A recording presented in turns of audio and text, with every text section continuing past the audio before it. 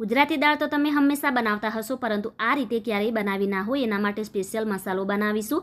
તો લીલા મરચાં, આદુ, લસણ, મીઠી લીમડી, લીલી કોથમીર અને એક ટામેટું એડ કરી હલકું એવું દરદરું હોય એ રીતેની પેસ્ટ બનાવી લઈશું.